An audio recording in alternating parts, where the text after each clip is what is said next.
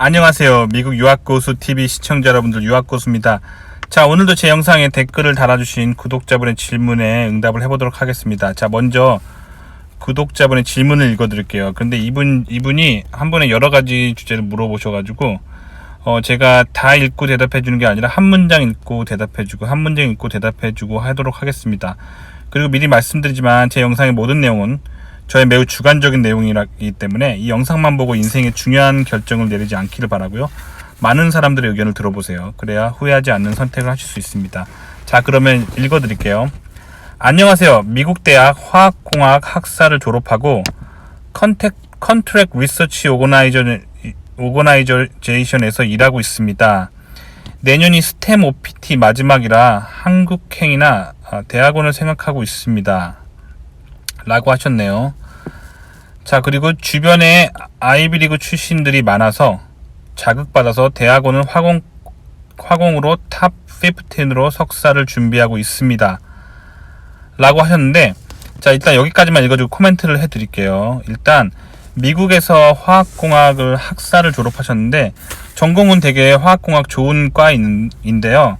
미국에서 학사만 졸업하고 뭔가 미국 사회에서 외국인 유학생으로서 살아가기는 쉽지 않으세요. 그래서 일단 제 개인적으로 지금 한국말 잘하시는 거 봐서 유학생이신 것 같은데, 미국에서 사는 게 목표라고 하시면 최소한 석사는 하셔야 돼요. 박사 하시면 더 좋고 최소한 석사는 하셔야 외국인으로서 미국에서 취업하실 수가 있어요. 왜냐면 학사 출신들은 너무 많아요, 미국에도. 그래서 미국 본토 내국인들과 경쟁해서 뭔가 취업하고 그러려면 학부만으로는 힘들어요. 그래서 석사 정도는 하시는 걸 추천드립니다.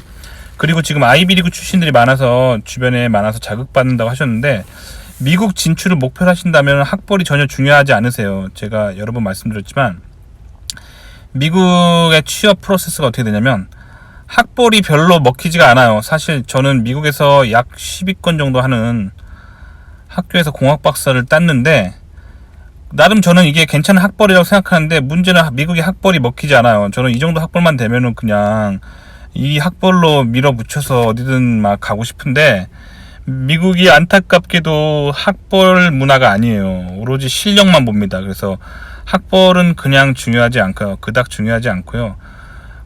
면접을 통과할 수 있는 실질적인 실력이 있어야지만 성공할 수 있어요, 미국에서. 그래서 저도 미국에서 사실 스트레스 받는 것 중에 하나가, 제가 어디 이직하거나 뭐 연봉을 더 받고 싶거나 뭐 어디 뭐 새로운 곳을 뭐 이렇게 생각한다면 항상 실력 위주로 면접 준비를 해야 돼요. 그렇기 때문에 미국은 그런 곳이라는 거. 그래서 학벌이 중요치 않아요. 그래서 주변에 아이비리그 출신들이 많아도 전혀 기죽을 필요 없어요. 미국에서는 그냥 미국에서 아이비리그 나오면 그냥 간지가 날 뿐이고 실질적으로 취업하는 데는 전혀 도움이 되지 않고요. 실제로 제가 예전에 대기업에서 면접관으로 활동한 적이 있었는데, 미국에서 넘버 5 하는 학교를 나오신 분이 저희 팀에 지원을 했는데 제가 면접에서 떨어뜨린 적이 있어요. 그리고 저뿐만 아니라 주변 다른 면접관들도 최하 점수를 주고 떨어뜨린 적이 있어요. 왜냐면 그분은 면접 질문에 대답을 잘 못하셨어요. 미국에서 넘버 5 나와도 면접 질문 대답 못하면 그냥 똑 떨어뜨리는 게 미국 문화예요. 한국은 다르죠. 한국은 한 넘버 5 정도 나오면 면접 좀 못 봐도 학벌 좋으면 붙여주잖아요. 근데 미국은 그런 거 짤 없습니다. 그렇기 때문에 미국에서 학벌이라 하면 그냥 사람들 앞에서 간지나는 거 외에는 아무 의미가 없어요. 실질적인 실력이 있어야 되고, 미국에 정착하시려면 학벌보다는 본인 취업에 유리한 전공 혹은 펀드 잘 주는 데를 가시는 게 좋을 것 같아요. 하지만 한국에 돌아가신다 그러면 학벌 매우 중요하죠. 학벌만 보셔야 됩니다. 랭킹만 보셔야 됩니다. 한국에 가시려면. 아시겠죠? 자, 그리고 계속 읽어드릴게요. 사실 지금 현재 미국 상황이 컴퓨터에 치중되어 있어서 동네 대학 석사도 생각하고 있습니다. 라고 하셨는데, 맞아요. 미국이 지금 컴퓨터에 지금 치중되어 있는 게 왜 그럴까요? 컴퓨터 인더스트리가 굉장히 잘 나가고 돈이 많기 때문이죠. 자, 그러면 화학공학과이시지만 컴퓨터 인더스트리에 좀 붙어보면 어떨까요? 괜찮아요. 컴퓨터 인더스트리가 꼭 전자공학과, 컴퓨터공학과만 가는 회사가 아니에요. 학원가 가시잖아요. 그럼 어떻게 되냐면 오히려 좋을 수 있어요. 왜냐면 학원가가 잘 안 가기 때문에 본인이 레어 아이템이 돼서 경쟁자가 별로 없어요. 취업할 때. 그리고 일단 붙으면 전자공학과 나온 사람이나 컴퓨터공학과 나온 사람이나 학원과 나온 사람이나 같은 회사이기 때문에 비슷한 연봉을 받습니다. 즉 요즘 잘 나가는 업계가 컴퓨터 인더스트리라서 연봉을 올릴 수 있어요. 굉장히. 그렇기 때문에 컴퓨터 쪽으로 나가보세요. 자, 그 다음 또 읽어드릴게요. 석사 비용은 빚내서 다녀야 해서 졸업 후 바로 취업 생각 중입니다. 자, 일단 석사를 빚내서 다닌다고 하셨는데 석사도 펀드 받을 수 있어요. 저는 석사과정도 펀드 받았어요. 제가 공부를 못해서 입학과 동시에 주는 장학금은 못 받았지만 석사 두 번째 학기부터 석사 졸업할 때까지 펀드 잘 받았습니다. 그렇기 때문에 석사 펀드도 생각을 해보세요. 화학공학 이렇게 좋은 과 나오셔서 석사 펀드도 생각을 해보셔야죠. 펀드를 포기하지 마시기 바랍니다. 아시겠죠? 자, 그 다음에 원래는 바이오로직스 공정으로 가고 싶었으나 지금 미국 취업 현황으로 보면 바이오 스태티스틱스, 즉 바이오 통계 플러스 데이터 사이언스가 취업하기 좋아 보여 이쪽으로 빠지려고 합니다. 라고 하셨는데 저쪽으로 빠지는 건 사실 바이오 스태티스틱스나 데이터 사이언스는 사실 컴퓨터공학과나 소프트웨어 베이스나 수학과나 통계학과 분들에게 제가 추천을 드리고요. 지금 화공과 하시는 분들이 바이오 스태티스틱이나 데이터 사이언스로 가면 본인이 하던 대학교에서 배운 전공이 전혀 아니잖아요. 그래서 물론 잘하면 되는데 하시기 힘들 수 있어요. 왜냐면 전공한 사람들과 경쟁해야 하기 때문에요. 그래서 제가 조언을 하나 드리면은 저 말씀하신 바이오 스태티스틱이나 데이터 사이언스 쪽은 컴퓨터공학, 수학, 통계 하시는 분들이 가면 좋을 것 같고요. 지금 구독자분은 화학공학과시잖아요. 그래서 제가 추천 하나 해드리자면 마이크로 일렉트로닉스 패키징이라고 하는 분야를 가보세요. 이게 뭐냐면 제가 예전에 한번 설명드렸죠. 제 영상 보신 것 같은데 컴퓨터 칩 만들 때 전자공학과 출신들이 실리콘 칩을 설계하죠. 그러면 그거를 결국엔 폴리머로 코팅을 해요. 왜 그러냐면 결국에는 반도체를 습기로부터 보호해야 하기 때문이죠. 아시다시피 회로는 물에 닿으면 파괴됩니다. 그렇기 때문에 습기로부터 이 반도체 칩을 보호하기 위해서 폴리머로 코팅을 해요. 이 과정을 마이크로 일렉트로닉스 패키징이라고 하고 그냥 패키징이라고 해요. 근데 말을 홍동하시면 안 되는 게 뭐 포장하는 것도 패키징이라고 하잖아요. 근데 여기서 말하는 패키징은 그런 포장이 아니라 상품을 포장하는 게 아니라 반도체 실리콘 칩을 폴리머로 코팅하는 과정을 패키징이라고 해요. 그래서 혹시 주변에 안 쓰는 전자제품 뜯어보시면 핸드폰이랑 뜯어보시면 컴퓨터 칩이라고 하는 부분이 사실은 까만색으로 되어 있잖아요. 까만색 플라스틱 네모나게 되어 있잖아요. 그게 사실은 그 안에 컴퓨터 칩이 들어있고 그 겉에를 에폭시 몰딩 컴파운드라고 하는 폴리머로 코팅을 한 상태인 거예요. 그래서 그 부분을 사실 반도체 할 때 굉장히 중요해요. 그래서 이런 쪽으로 나가시면 되게 좋다는 거예요. 그래서 이렇게 화학공학과 출신으로서 반도체 회사나 아니면 스마트폰 부품 만드는 그런 핫한 인더스트리 혹은 인공지능 칩 만드는 그런 핫한 인더스트리에 들어간다면 연봉도 굉장히 괜찮고 본인 커리어로서 굉장히 좋다는 거죠. 자, 그런데 문제는 지금 구독자분께서 대학원에 가고 싶으신 거잖아요. 맞죠? 근데 이제 일단 학부만 마친 상태에서 뭐 그런 좋은 회사 들어가면 정말 좋겠죠. 하지만 제가 앞서 말씀드렸던 것처럼 미국에서 대기업 취업하고 뭐 그러려면 학부만 가지고는 좀 힘들어요. 왜냐면 외국인으로서 어떻게든 비자를 서포트 해야 되기 때문에 영주권을 서포트 해야 되기 때문에 학부 학위만 가지고 영주권 서포트 해줄 수 있는 회사를 찾기는 굉장히 힘들어요. 그렇기 때문에 적어도 대학원에 진출한 후에 대학원 학위를 가지고 이런 반도체 회사나 스마트폰 회사 혹은 전자부품 회사에 문을 두드려야겠죠. 자, 그런데 문제는 대학원과 현실 세계와의 트렌드 갭이 있어요. 그게 상당히 커요. 한국 같은 경우는 잘 나간 대기업이 한국은 주로 이제 뭐 전자 반도체 회사죠. 이런 회사가 잘 나가 버리면 대학원이 그거에 맞춰서 기업에서 필요한 인재를 배출하려고 노력해요. 한국 같은 경우는 엔지니어링을 이끄는 건 대기업이죠. 그리고 대학원은 그거에 따라가는 상황인데, 미국은 그렇지 않아요. 미국은 인더스트리보다, 즉 대기업보다 미국 대학원이 약 15년에서 20년 앞선 기술을 연구하고, 그렇다면 다시 말하면 지금 대기업에서 핫한 기술은 사실 미국 대학원에서 15년에서 20년 전쯤에 어떤 교수가 연구를 끝낸 어떤 것들이 이제서야 세상에 나오고 있는 거란 말이에요. 아시겠죠? 그만큼 미국의 현실 세계, 즉 미국의 대기업과 미국의 대학원 간의 기술 격차가 크단 말이에요. 그만큼 미국 대학원이 기술적으로 굉장히 앞서가고 있어요. 그래서 만약 구독자분께서 대학원에 가서 이런 반도체 패키징을 공부하려고 하려면 그거를 가르쳐 줄 수 있는 학교도 많지 않고, 있다 하더라도 대학원 레벨에서는 약간 한물 간 거예요. 대학원은 현실 세계에서 첨단 기술이 대학원 안에서는 굉장히 뒤처진 기술이란 말이에요.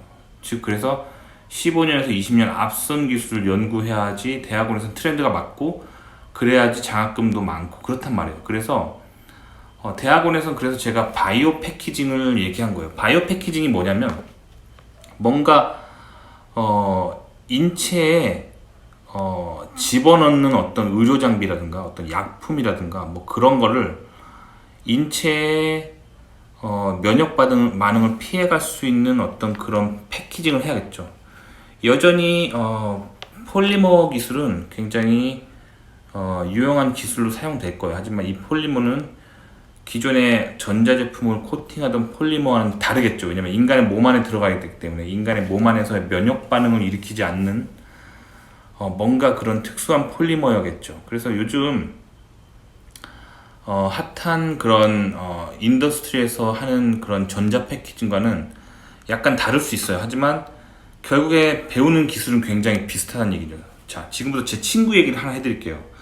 제 친구가 화학공학과를 나왔는데, 그 친구 같은 경우는 대학원에서 화학공학을 전공할 때 이런 바이오 폴리머를 전공을 했어요. 그래서 폴리머 사이언스를 공부했는데, 이 폴리머가 그냥 폴리머가 아니라 그런 유산균 같은 거 있잖아요. 유산균 같은 거를 겉에다가 폴리머로 코팅을 해가지고 인간이 그거를 이제 먹었을 때 인간의 몸 안에서 위에서 분해되지 않고 이렇게 몸 깊숙한 곳까지 도달할 수 있게 하는, 즉 뭐 장이나 이런 데까지 도달할 수 있게 하는 그런 임시적인 어떤 코팅을 할 수 있는 물질을 이 친구가 개발했어요. 근데 이게 폴리머를 베이스로 한 거예요. 그래서 인간이 먹어도 되는 뭐 그런 종류의 폴리머죠. 그런 폴리머를 코팅을 하는 거를 그 대학원에서 연구를 했단 말이에요. 이게 결국엔 바이오랑 제약회사랑 연결되어 있기 때문에 이 친구도 펀드를 잘 받았어요. 하지만 앞서 말씀드렸던 것처럼 현실 세계보다 대학원은 15년에서 20년 앞선 기술이란 말이에요. 그래서 대학원에서 이걸 공부하고 교수를 하려면 괜찮겠죠. 교수는 어차피 펀드가 정부나 뭐 제약회사나 이런 데서 나오기 때문에 대학원에서 하던 거 가지고 쭉 교수하면 괜찮은데, 이 친구는 교수 연봉에 불만족스러운 사람이었어요. 그래서 대기업 취업을 하고 싶었단 말이에요. 근데 대기업은 사실 대학원 기술보다 미국의 대기업의 기술은 15년에서 20년 뒤처진 기술이란 말이에요. 그래서 이 친구 같은 경우는 이런 박사 때 공부한 이런 바이오 폴리머에 대한 그거를 가지고 취업할 수 있는 회사가 없었어요. 하지만 이 친구는 폴리머를 개발하면서, 기본적으로 폴리머를 개발하려면 뭘 알아야 되냐면 그 폴리머의 물성을 측정하는, 합성하면서 물성을 측정하는 기술을 배워야 돼요. 그래서 이거 가장 중요한 기술 몇 가지 키 포인트를 찍어드리면 글라스 트랜지언트 템퍼레처라는 개념이 있어요. 유리 전이 온도라는 건데, 이게 뭐냐면 폴리머, 즉 플라스틱은요 저온에서는 굉장히 딱딱해요. 플라스틱 만져보면 딱딱하죠. 근데 일정 온도, 약 한 150도쯤으로 가열하면 이게 말랑말랑 고무처럼 돼요. 그래서 이 150도는 특정, 제가 아무 온도나 된 거고, 대부분 이 플라스틱을 합성하는 방법에 따라서 120도가 될 수도 있고 200도가 될 수도 있고 뭐 달라요. 근데 어쨌든 이 온도를 글래스 트랜지언트 템퍼레처라고 해요. 유리 전이 온도라고 하는데, 즉 유리 전이 온도 이전에 폴리머는 글래시한 상태예요. 즉 유리처럼 딱딱해요. 그러다가 이 글래스 트랜지언트 템퍼레처 이후에는 고무처럼 말랑말랑해요. 그래서 러버리한 상태라고 해요. 러버리한 스테이터스라고 하는데, 그래서 이 글래시한 스테이터스랑 러버리한 스테이터스랑 왔다 갔다 한단 말이에요. 그래서 이 임계점이 글래스 트랜지언트 템퍼레처예요. 그래서 이 글래스 트랜지언트 템퍼레처를 측정하는 거를 반드시 알아야 돼요. 폴리머를 하려면. 그래서 이 친구는 바이오 폴리머 하면서 그런 것 기술 다 배웠어요. 주로 이제 DSC나 DMA 같은 장비를 사용해서 이 글래스 트랜지언트 템퍼레처를 측정을 하는데, 근데 어쨌든 이 친구는 그걸 다 배웠단 말이에요. 그리고 폴리머 같은 경우는 처음에는 액체 상태이지만 어떤 코팅을 한 후에 경화를 시켜야 되죠. 이걸 큐어링이라고 해요. 큐어링도 특정 온도에서 큐어링을 하면은 이 폴리머가 원래는 액체 상태에서 분자가 이렇게 길어요. 그래서 폴리머라고 그러거든요. 기다랗게 여러 개의 연속된 어떤 폴리머 체인을 이루고, 그게 마치 뭐랄까 물속에 헤엄치고 있는 뱀처럼 이렇게 그렇게 분자가 이렇게 움직이고 있어요. 그러다가 큐어를 딱 시키면 어떤 특정 온도가 되면 이 폴리머 체인, 즉 이 뱀들이 서로 막 이렇게 뒤엉키기 시작하면서 뒤엉켜서 결국에 단단한 솔리드가 되거든요. 그렇게 큐어링을 해줘야 된단 말이에요. 그래서 큐어링 하기 전에는 액체 상태이기 때문에, 즉 유체역학에 대한 정보가 있어야겠죠. 그래서 이 유체역학과 열 전달에 대한 기본 정보가 있어야 돼요. 그래서 나비에스톡스 이퀘이션을 어떤 시뮬레이션이라든가 아니면 실험적으로 증명할 수 있는 것들을 공부하셔야 되고, 그리고 연료체를 알아야 되기 때문에 열에 대해서 좀 알아야 되죠. 왜냐면 대부분의 폴리머는 뜨거운 상태에서 액체 상태가 된 다음에 경화를 시키거든요. 그렇기 때문에 컨덕션, 컨벡션, 레디에이션, 즉 열 전달의 그 세 가지 기본 원리에 대해서 다 배우셔야 되죠. 그 다음에 이제 큐어링 한 상태에서의 아까 말씀드렸던 것처럼 TG, 그 글래스 트랜지언트 템퍼레처를 측정하는 것도 배우셔야 되고, 그 다음에 그 글래스 트랜지언트 템퍼레처, 즉 TG 이전에 딱딱한 상태에서의 고체의 일라스틱 모듈러스를 측정하는 방법과, 그 다음에 이 글래스 트랜지언트 템퍼레처를 넘어갔을 때 이 말랑말랑한 고무 상태에서의 물성, 즉 일라스틱 모듈러스를 측정하는 방법에 대해서 다 배우셔야 된단 말이에요. 근데 이 친구는 다 배웠어요. 그 바이오 폴리머 하면서 결국 다 배웠단 말이에요. 그 다음에 졸업한 다음에 이 친구를 뭘 했냐, 돈을 많이 벌고 싶어서 대기업 반도체 회사에 들어갔어요. 반도체 회사에서 바이오 패키징 할 때 똑같은 이론을 사용해요. 그래서 실리콘을 그 폴리머로 코팅을 할 때 처음에 액체 상태의 폴리머, 즉 에폭시 몰딩 컴파운드를 주입을 해요. 몰딩을 한다고 하거든요. 그 몰딩 할 때 유체 상태의 유체역학을 알아야겠죠. 즉 비스코시티를 바탕으로 해서 어떤 리퀴드가 흘러가는 어떤 그런 패턴에 대해서 이 친구가 대학원에서 바이오 폴리머 경화시키면서 그걸 다 배웠어요. 그래서 실제로 실리콘에서 패키지 몰딩을 할 때 다 써먹을 수가 있어요. 그 다음에 경화시킨 다음에 솔리드가 됐을 때 이 글래스 트랜지언 템퍼레처 이전의 저온에서는 굉장히 딱딱하고, 이 글래스 트랜지언 템퍼레처, 즉 TG 값 이상에서는 굉장히 말랑말랑하고, 그 특성을 잘 알아야지만 이 반도체를 잘 설계할 수 있거든요. 그래서 이 바이오 폴리머 하면서 배웠던 모든 기술을 지금 반도체 패키징 하면서 이 친구는 다 쓰고 있어요. 아시겠죠? 그래서 이런 식으로 대학원에서 펀드에 유리하게 바이오 쪽으로 이렇게 몸을 담갔다가 졸업하면서 대기업 반도체 회사 이렇게 들어가시면 된다고요. 이게 굉장히 괜찮은 루트예요. 그래서 대학원에서는 펀드 잘 받고, 졸업하고는 연봉 잘 받고, 그래서 대학원에서는 바이오 계열, 그래서 뭐 바이오 폴리머 계열을 공부하시고, 졸업하신 후에는 이 폴리머 사이언스를 반도체 패키징에 응용하는 거죠. 그래서 졸업하고 취업도 잘 되고 돈도 잘 벌고 이런 식으로 가시면 된다는 거예요. 그래서 제가 이런 어떤 친구의 케이스를 좀 말씀드려 봤습니다. 자, 그럼 구독자분이 쓴 댓글을 더 읽어드려 볼게요. 여러 영상에서 바이오 패키징을 소개해 주셨는데 학교에서 연구는 많이 하고 있는 것 같습니다만 저희 학교 교수님도 연구하시고 있죠. 저도 아주 살짝 발을 담궜습니다. 아직 많은 산업체가 나오지 않아 취업하기는 어려운 것 같아요. 유유. 자, 맞아요. 그래서 아직 산업체가 이쪽으로 많이 나오진 않았어요. 그래서 취업하기는 어렵지만 이쪽이 바이오 관련 쪽이 펀드가 괜찮다는 거예요. 미국 정부로부터 오는 바이오 펀드도 있고, 그리고 본인이 속한 학교의 대학병원 의대로부터 오는 그런 펀드도 있고, 그리고 제약회사에서 오는 펀드도 있고, 다양한 펀드들이 있단 말이에요. 그래서 펀드 사정은 바이오자가 들어간 연구들은 굉장히 괜찮아요. 그래서 석사과정 때 학비를 면제하는 그런 방법적인 방법으로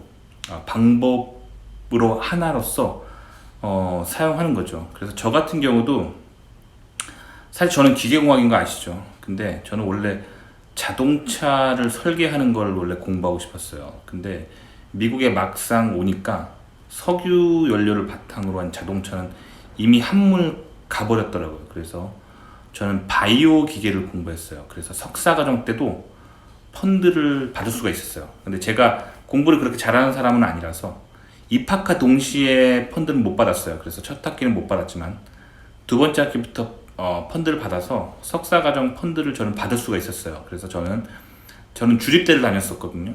그래서 학비가 13,000불이었는데 13,000불을 전부 튜이션 웨이버를 받았죠. 펀드를 받으면 튜이션 웨이버를 받죠.